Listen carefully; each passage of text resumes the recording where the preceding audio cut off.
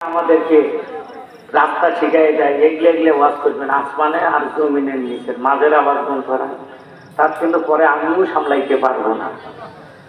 তো এখন কি সেই চামচার ঘরে বেল আছে? তাহলে এত দুর্বল কেন? ধরে বলেন আছে। যেহেতু তাদের বেল নাই, সেহেতু আপনার আমার কলজাটাকে উদার করে দিয়ে আমাদের তাফসীর মাহফিল গুলোকে এমন ভাবে জোয়ার তুলতে হবে, জোয়ার উঠাইতে হবে, আগামীতে যাতে ওই চামচারা আর কোনো সময় চেয়ারে বসার সুযোগ না পায়। এই জন্য দুর্বল মন মানসিকতা নয়, মনটাকে ফ্রি করে নিয়ে আবারও জিজ্ঞেস করি, দেখি এবার অ্যান্সার কেমন হয়। আপনারা সকলে কেমন আছেন? যে সকল ভাইরা রাস্তায় হাঁটি বেড়াইতেছেন, ঘুরি বেড়াইতেছেন, কেন বেড়াইতেছেন আমি বুঝি না।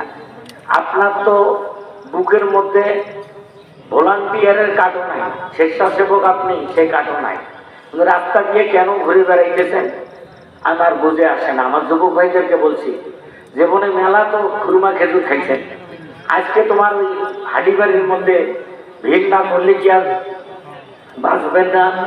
ওখানে তো মেয়েরা আসতেছে, অনেক মেয়ে, ওরা মহিলা প্যান্ডেলে না বসিয়া ওরা কিছু পুরুষের ধাক্কা খাওয়ার জন্য ওরাও আসতেছে হাঁড়িবাড়ি।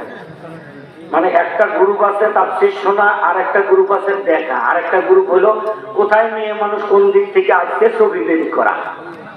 আমার ডিউটি হলো ওইটা। তো কাজে আমি আমার সকল দিনী ভাইদেরকে বলবো, আপনারা আমার প্রাণের ভাই, পুরানা শ্রোতা আপনারা আমার, দয়া করে আমরা প্যান্ডেলে এসে বসে যাই।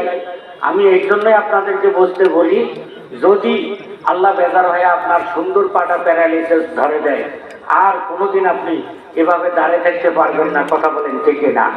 এই জন্য আমার সকল যুবক ভাইদেরকে বলছি, ও যুবক ভাইরা, আল্লাহর হস্তে আমরা রাস্তায় আর গন্ডগোল না করে, রাস্তায় দাঁড়িয়ে না থেকে কোরআনের প্যান্ডেলে এসে বসে যাই। আমি আমার আজকের মাহফিলের সম্মানিত পরিচালক আমার মহতাম বড় হুজুরকে বলবো, আপনি মেহেরবানি করে আমার একটা সময় নির্ধারণ করে দিবেন, যেহেতু আমাদের আজকে আকর্ষণীয় বক্তা আছে। কথা বলেন ঠিক কিনা? কাজে আমাকে একটা টাইম দিবেন, আমি ওই টাইমের 1 মিনিটও পার করবো না। যেটা আমাকে টাইম দিবেন আমি ওই টাইমের মধ্যে যতটুকু আল্লাহ পাক কবুল করেন বোঝানোর জন্য চেষ্টা করবো, বাকি আল্লাহ পাকের ইচ্ছা। কথা বলেন ঠিক না ভাই? এই জন্য আমি আমার বড় ভাইকে একটা সময় বেঁধে দেওয়ার জন্য বিশেষভাবে আহ্বান করে শুরু করতে যাচ্ছে আজকের আলোচনা। আল্লাহ তাআলা সবাইকে কবুল করুক, মহব্বতে বলি আমিন। আরো জোরে বলেন আমিন। আলহামদুলিল্লাহ, আলহামদুলিল্লাহ।